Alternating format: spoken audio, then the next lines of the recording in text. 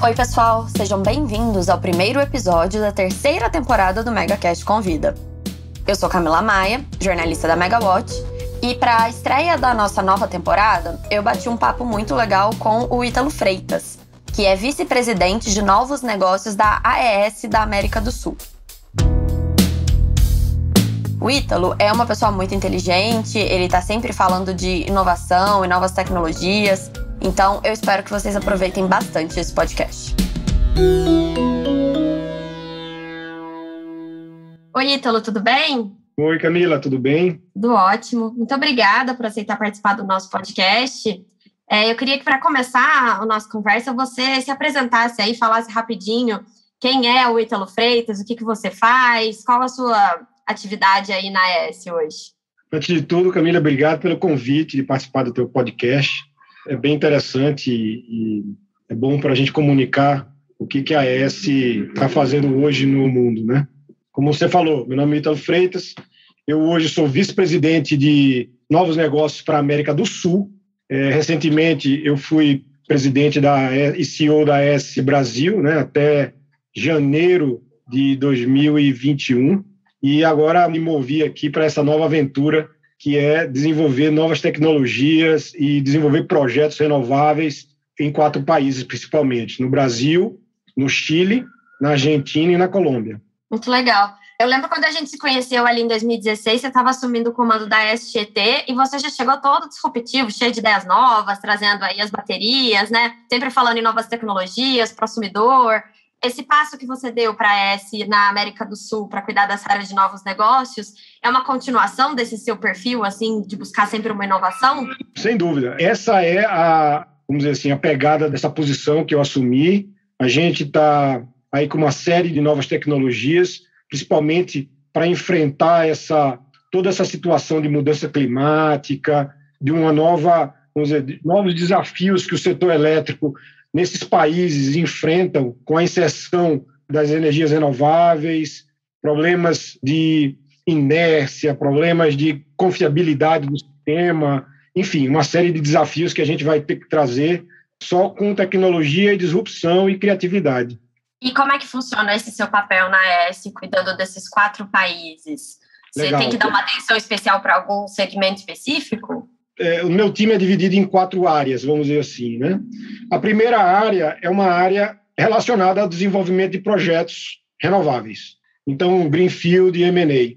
Então, a gente vê nos 4 países os projetos que vão ser desenvolvidos. Por exemplo, o projeto de Cajuína no Brasil, existem outros projetos no Chile, São Matias, Angama, uma série de outros projetos que a gente está vendo por lá. Colômbia é a mesma coisa, a gente tem projetos eólicos numa região da Colômbia muito interessante de vento, chamado Lago Ajira. São ventos de altíssimo fator de capacidade, aí em torno de 60%, 59%. Também como solar e eólica nesses 4 países, né? A gente trabalha muito em parceria com o pessoal do país. A segunda área, que é uma área que a gente está trabalhando e que a gente criou agora, que a gente chama de Grid Resilience, ou seja, é a resiliência do grid. O que significa isso? Existe uma diretoria para essa área que está comigo.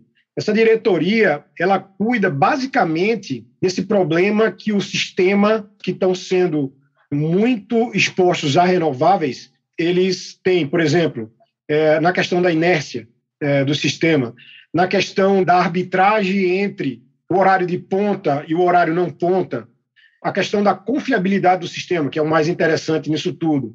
Mas ela tem uma diferenciação. Essa questão da resiliência do grid não é simplesmente colocar uma térmica, porque a solução mais fácil é coloca a térmica, né? Coloca a térmica e a gente despacha essa térmica quando for necessário. E a ideia não é essa. É trazer tecnologia com baixo footprint de carbono. Então, só para você ter uma ideia, a bateria está nessa diretoria, as baterias de íon lítio.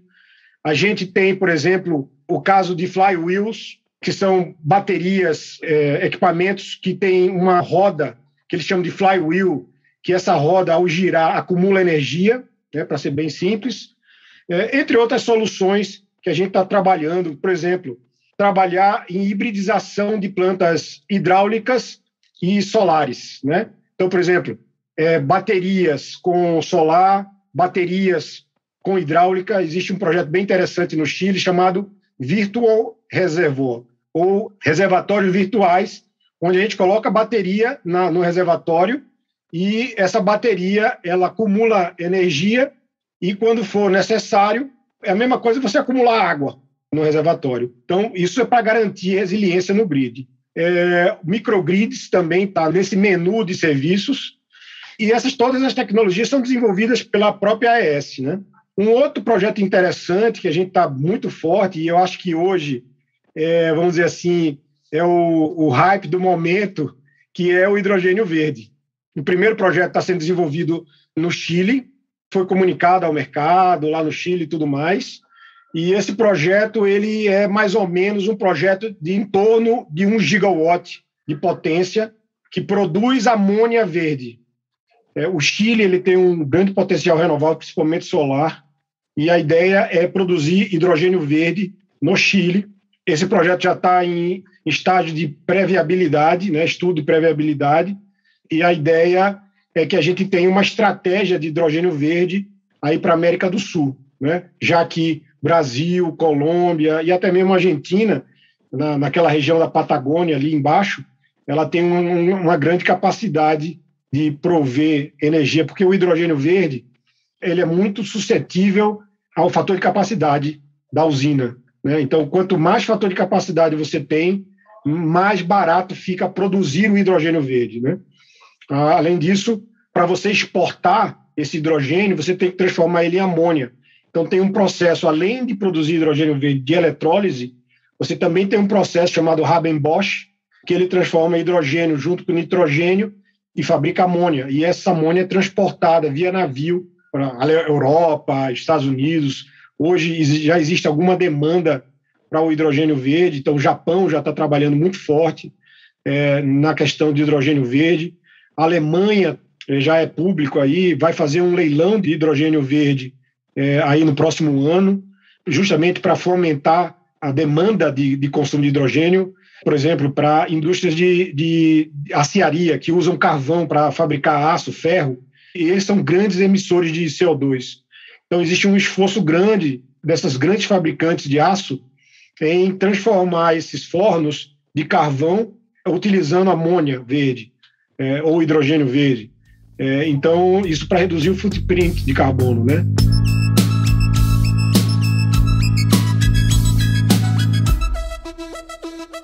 Como é que vem a energia que vocês usam? Você já tem equacionado isso? A energia usada para fazer isso? Quando você vai criar um projeto de hidrogênio verde, você precisa equacionar tudo. Porque o grande desafio hoje, Camila, no mercado de hidrogênio verde, inclusive para o futuro, é como eu certifico que aquele hidrogênio é realmente verde. Porque imagina o seguinte, bom, para que ele seja verde, ele vai ter que vir de uma renovável, que seja solar, que seja eólica. Mas nem todo tempo você tem sol, nem tem vento. Então, você vai precisar colocar uma hidro. Aí eles dizem assim, não, mas na hora que não tiver nem sol nem vento, eu pego a energia do grid. Bom, mas se você pegar a energia do grid agora, por exemplo, no caso do Brasil, que está tendo uma questão hidrológica, né, um estresse hidrológico, que tem 15% de térmica funcionando. Então, você está trazendo 15% desse montante de energia que você está produzindo hidrogênio carbonizado. Então, aí o cliente, a Europa, ou os Estados Unidos, ou o Japão, diz assim, olha, eu não aceito hidrogênio com 15%, com 2%, com 3%, ou outros dizem, não, eu aceito. Para você chegar a um hidrogênio puro, realmente verde, você precisa de uma combinação de fontes de energia para garantir o 24/7 puramente renovável. Isso é difícil, poucos países têm essa condição. Então, por exemplo, o Chile ele tem uma capacidade boa solar, mas o sol é durante o dia. No Brasil, a gente tem capacidade de ter solar, o vento noturno é importantíssimo, e você tem as hidrelétricas, né, que fazem o balanceamento disso aí, para garantir que o hidrogênio chegue na ponta realmente verde. Aqui no Brasil, a gente está muito no começo, né? O governo acabou de lançar aquele Programa Nacional do Hidrogênio. Nesses outros países que você atua aí na América do Sul, já tem regulamentação, está um pouco mais avançado ou também está... Não, o Chile está bem avançado, o governo já lançou a política de hidrogênio verde para o Chile, né? Um projeto piloto já começou a produzir hidrogênio verde, então assim, o Chile está bem avançado. Outro país que está muito avançado, não na América do Sul, mas fora, é a Arábia Saudita, inclusive já estão construindo uma planta de hidrogênio verde, né? Mas na América do Sul, acho que o país que está mais avançado, sem dúvida nenhuma, é o Chile.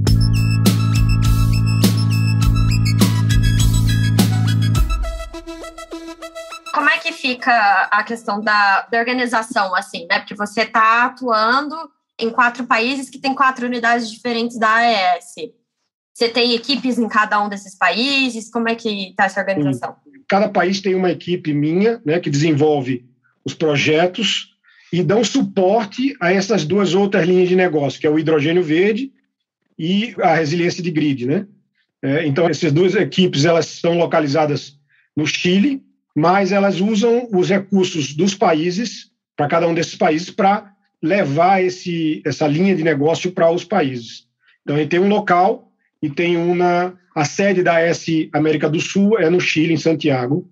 Então, a equipe fica lá. Então, a gente tem um time especialista em hidrogênio verde, tem um time especialista em resiliência de grid. Bom, e você fica em São Paulo, mas você vai para o Chile de vez em quando ou não? Bom, se a pandemia deixar e eu me vacinar, aí eu vou sim, eu vou para o Chile, vou viajar esses países aí regularmente, que é para poder acompanhar o desenvolvimento dos projetos, né?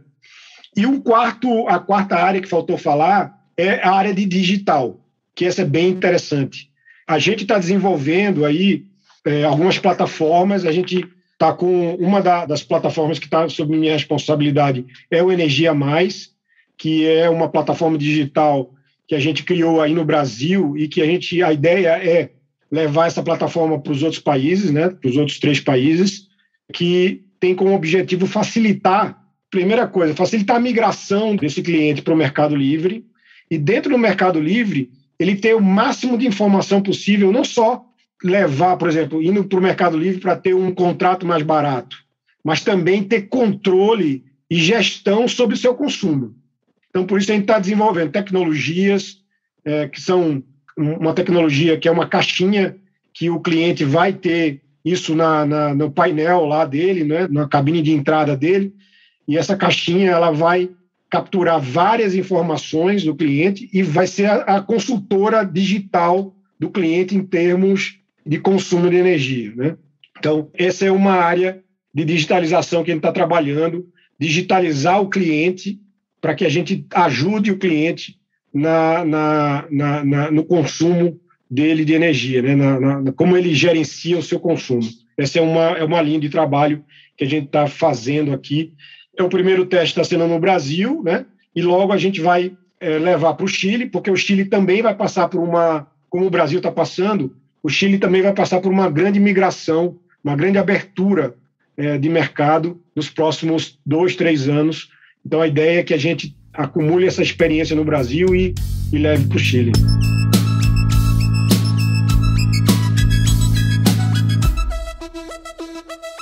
E aí você pode oferecer, assim, um projeto para você pegar um grande consumidor de energia, uma indústria siderúrgica, você pode oferecer já um pacote, né, para ele. A parte do digital, essa gestão dele como consumidor livre, a bateria para ter estabilidade na rede dele e não prejudicar a produção, tudo isso? Tudo isso.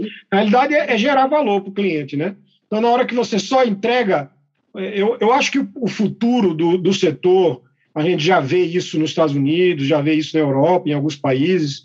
Então, o futuro do setor não é somente aquele contrato que você assina e está ok, registra na CCE e está bom. E nosso relacionamento é isso e acabou. Inclusive, aqui no Brasil tem uma situação até mais complexa, né? Porque se você assina no Mercado Livre e sua energia falha, geralmente o cliente diz assim, para quem eu vou recorrer, né? Então, essa relação é bem interessante e a ideia é que a gente agregue mais valor ao cliente, ou seja, a gente entregue, além da energia, a gente entregue a forma dele gerir e, quem sabe, eu estou muito otimista com essa experiência da resposta à demanda que o governo brasileiro vai estar aí, né, em fase de implantação, porque resposta à demanda e eu já estudei muito esse assunto, ele tem uma coisa interessante. Ele trabalha muito com dados. Resposta à demanda, se você quiser diminuir bem a linha de corte da resposta à demanda em termos de consumo, de tamanho de cliente, você tem que cada vez mais digitalizar o cliente para poder fazer isso.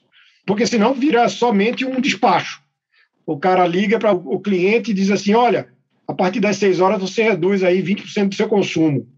E aí o cara vai lá e num botãozinho ele gira lá, sei lá, um forno, diminui a temperatura do forno, ou faz isso, faz aquilo. E cada vez que o mercado vai ficando com clientes menores, você vai ter que digitalizar isso para poder, até como nos Estados Unidos, você vê resposta à demanda em alguns estados utilizando aquele termostato Nest da Google, que é uma bolinha que ele ajusta a temperatura do ar-condicionado e você fecha um contrato com a empresa e ele é o seguinte, olha, a partir das 6 horas da tarde eu vou diminuir, se o seu ar-condicionado estiver ligado, eu vou diminuir a temperatura, né, automaticamente e você vai receber um cashback, você vai receber pontos, você vai receber, enfim, o que você acha que tem que receber. Então, na realidade, o consumidor decide se adere ou não. Mas isso aí é uma resposta à demanda realmente automatizada e digitalizada, né? Tem muito espaço para eficiência, né, ainda. Demais, demais. Eu acho que o governo começou a enxergar isso e, obviamente, que isso é do ser humano. Acontece de novo, estamos vendo aí uma crise hídrica, não vou dizer crise hídrica, mas uma situação, um estresse hídrico maior e você começa a observar que você tem que jogar na mesa todas as cartas que tem na mão, né? Então, resposta à demanda é uma, hibridização de usinas, tanto eólica solar, como hibridização de usinas hidrelétricas. Quando a gente fala muito em hibridização de usinas eólicas, né, com solar. A gente não pode esquecer que a usina hidrelétrica, se for hibridizada principalmente com solar, ela pode, inclusive, economizar água muito fortemente. E se você colocar, por exemplo, a possibilidade da concessionária de colocar painéis solares, até mesmo behind the meter, ou seja, atrás do medidor das usinas hidrelétricas, e você vê aquela usina hidrelétrica como um ponto de, independente de seja turbina hidráulica ou painel solar, mas um ponto de geração de energia, você pode acumular essa água, né? Ou seja, você torna ele uma hidrossolar.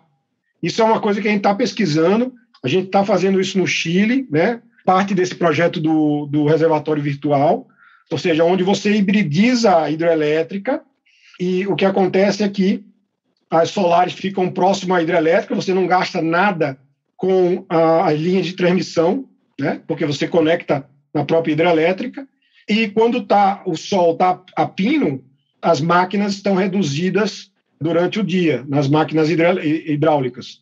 E essa água é acumulada e você pode deslocar a água para um outro momento, efetivamente uma bateria, né? Então, essa é uma solução que o governo brasileiro pode adotar, inclusive para o próximo leilão de capacidade. Não, eu acho que não esse, porque praticamente já está decidido que vai ser térmico, né? Mas no próximo, né?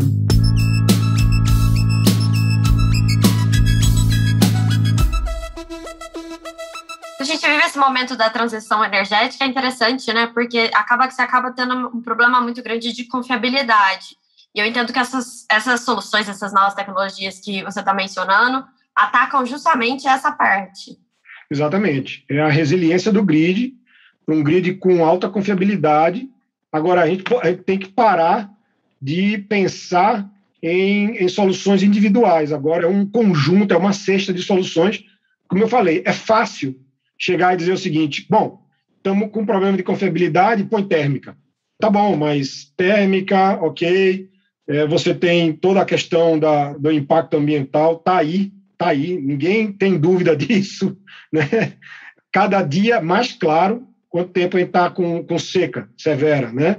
Não só aqui, mas América do Sul, o Chile está passando por uma situação de seca também, outros lugares, Alemanha com chuva, enfim. Então você vê todas essas situações acontecendo e nós temos que ser criativos dizer o seguinte, não estou dizendo aqui que a térmica é indispensável ou é dispensável totalmente.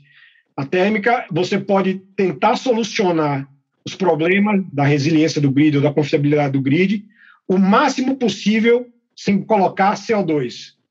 E o que restar, você complementa com térmica. Então, o conceito está um pouco diferente. O conceito está, coloca a térmica e a gente vê o que acontece com essas novas tecnologias. Então, eu acho que o Brasil ele tem que inverter a questão, é dizer, não, vamos atrás de novas tecnologias e o que ela não atender, a gente complementa com térmica. Aí você tem térmica mais eficientes, térmica a gás natural, ciclo combinado, né? Existem térmicas agora, inclusive a Mitsubishi lançou recentemente uma turbina de 40 megawatts puramente 100% com amônia. Existe também turbinas da própria Mitsubishi que trabalham com até 15% acrescentando amônia na composição do gás natural. Então você na térmica eu já vou atrás da térmica, mas eu começo a trabalhar em cima da redução do CO2. Então eu acho que tem oportunidade, a gente vê uma série de projetos interessantes, né? No Chile, a gente não faz parte da AES, mas você tem aqueles heliostatos, né? Que são grandes espelhos que concentram o calor num diamante, né? Num espelho que está lá em cima, aquece um sal, e esse sal ele gera energia, né? Com turbinas a vapor. Ora, isso é uma tecnologia que já está aprovada, tem um em Marrocos, tem um no Chile, tem um na Espanha. Por que não? Vamos tentar. Eu acho que de esperar que chegue a uma situação de estresse hídrico para ir ver, não, é mais fácil colocar uma térmica, né? É o que a gente faz sempre, né? A gente espera chegar a crise para fazer o negócio em cima da hora, de curto prazo, tem que pensar no longo prazo. Só para você ter uma ideia, a AES ela tem uma parceria de investimento até de uma tecnologia chamada 5B. É uma tecnologia de uma startup australiana que ela é uma sanfona de painéis solares.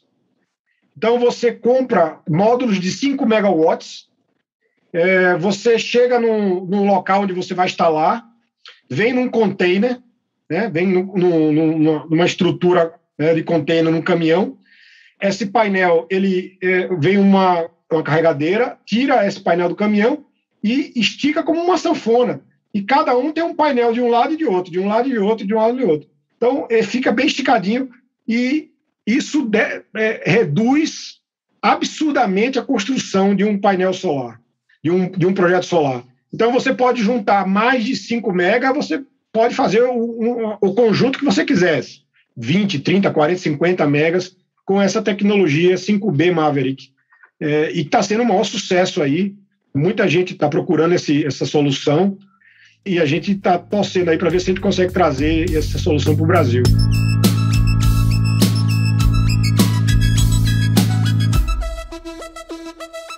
E no Brasil, vocês têm feito alguma coisa dentro de algum P&D? Como é que está essa questão dessas novas tecnologias aqui? A gente tá focado muito fortemente na questão digital aqui no Brasil, né? Aqui está sendo o nosso centro de excelência em soluções digitais para o setor. Então, por exemplo, o Energia Mais é o caso, né, que foi desenvolvido aqui no Brasil. A gente está desenvolvendo essa caixinha também aqui no Brasil. O microgrid, que até você conheceu, ele foi miniaturizado, ele tá bem pequenininho agora, é uma caixa também, foi desenvolvido aqui no Brasil através de P&D. Então, aqui no Brasil, a gente está muito concentrado na questão digital. No Chile, pela característica do grid do Chile, com essa questão da descarbonização do grid, a gente está concentrando mais nessas tecnologias de resiliência, né? Então, a questão das baterias de íon lítio com painéis solares, dos reservatórios virtuais. Então, lá no Chile, pela necessidade urgente que eles colocaram como missão para desenvolver, para descarbonizar o grid, eles estão mais focados na questão da resiliência. Aqui também, em breve, pode ser que vocês consigam fazer projetos híbridos, né? A regulamentação está quase saindo. Sem dúvida. Eu acho que, como eu falei, e aí projeto híbrido, o governo tem que ampliar um pouquinho o que é híbrido, né? Então, híbrido solar eólico, perfeito. Principalmente você colocar solar na região onde tem ventos noturnos, né? está limitada a isso, porque senão você vai ter em locais que tem ventos diurnos e mais solar, você vai ter que ter uma capacidade de transmissão meio ociosa durante a noite, né? Então, esse é um problema que a gente tem que analisar. Isso não é efetivo, não é eficiente fazer isso. Então, você tem que migrar isso para uma região onde tenha ventos mais noturnos com solar, né? Principalmente ali no interior do Nordeste. E a hibridização da hidrelétrica. Eu acho que o governo tem que forçar a questão da hibridização da hidrelétrica, até porque a hidrelétrica no Brasil, hoje, ela, pela questão do uso múltiplo dos reservatórios, ela começa a ter seus comprometimentos na hora do despacho dessas usinas, né? Então, você tem, por exemplo, no nosso caso, a hidrovia Tietê-Paraná aí no Brasil, que é um problema, né? Você escoa ali a produção brasileira, né? Praticamente. E então, você tem que aí gerenciar relações com ANA, ANEEL, ONS, hidrovia e tudo isso. É um negócio que, então, a partir do momento que você começa a desenvolver essa hibridização nas hidrelétricas, você começa a tornar, principalmente pela questão da transmissão, que você usa a transmissão que já está instalada da hidrelétrica como forma de escoar a energia solar, né? Eu estou muito em contato com um fabricante de eletrolisadores, né? E o pessoal diz assim, Ítalo, se, vamos lá, 1/3 dos projetos que estão anunciados sair do papel, a gente não tem capacidade de produzir essa quantidade de eletrolisadores. O mundo hoje tem capacidade para produzir 3 gigawatts de eletrolisadores, o mundo inteiro, 3 gigawatts. Só no Brasil, eu acho que a gente já vai chegar a 12 gigawatts de projetos anunciados. Aí você chega no Chile, tem mais uns 5 ou 6 gigawatts. Você vai na África ou na Austrália, tem mais uns 20 gigawatts anunciados. Então, assim, todo mundo aqui falando e discutindo, e vamos ver quem tem a melhor, principalmente a capacidade de baratear o preço do hidrogênio, né, verde. É um bom problema, né? Tomara que isso incentive a indústria a investir mais para ter mais capacidade de eletrolisador. Não, assim, seguindo o exemplo das outras renováveis, né? Era assim também antes e hoje elas já estão... Esse é o grande tema. Bom, então, primeiro, porque o eletrolisador, o custo é alto.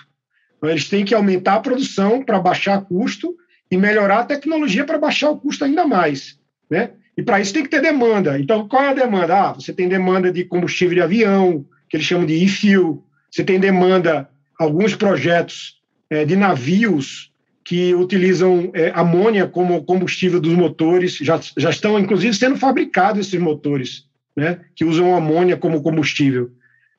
Mas aí, isso pouco a pouco vai entrando na demanda. Então, tem que casar a quantidade de hidrogênio produzido com a quantidade de hidrogênio consumido, para poder as duas coisas irem, porque senão vai começar a ter uma defasagem ou um ou outro, e aí impacta em preço, e aí a coisa vira, mais uma vez, um problema de oferta e demanda, né? Bem legal essa nova... muita gente nova, muita empresa que não estava no setor, querendo migrar para o setor elétrico, para produzir hidrogênio verde. Então, é bonito, é legal ver o início de uma indústria que, pelas projeções aí que eu li, em 2040, pode chegar a 16 trilhões de dólares a economia do hidrogênio. Então, é uma loucura. E o Brasil tem que estar na cabeça, porque ele tem essa capacidade renovável com hidrelétrica também, ele tem que estar despontando no mercado mundial, porque senão ele perde mais uma vez a crista da onda, né? Não, mas com certeza a gente vai participar, já está no PDE, né, no planejamento. Sim. O negócio tem que andar, não é possível que não vai. Tem que andar, tem que aproveitar e se posicionar perante o mercado. Afinal de contas, a gente está aqui há talvez 9 dias, 10 dias de navio do Nordeste para a Europa, mais ou menos a mesma coisa para um dos maiores mercados consumidores do mundo, que é a costa leste americana, Nova York, tudo isso aí, que com certeza em algum momento vai migrar para o hidrogênio verde, que é aquela região da PJM, né, da PJM. O Brasil está lá, o Nordeste está lá, sei lá, 10 dias desse mercado, a 10 dias do mercado europeu, que está na vanguarda dessa tecnologia. Então, ora, se a gente não vai deixar uma oportunidade dessa passar, pelo amor de Deus.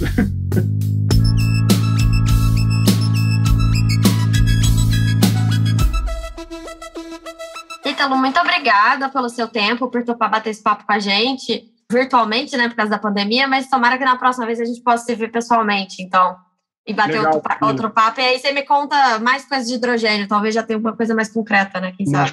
Mais concreto, exatamente. Bom, obrigado pelo convite, sempre é bom conversar com você, conversar com quem também entende é bom. Fica mais fácil.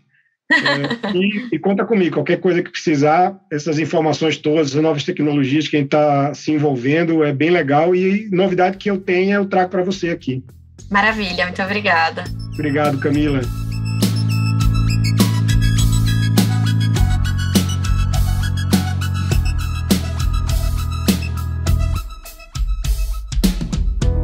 E esse foi o nosso MegaCast Convida dessa semana. Obrigada e até a próxima, pessoal!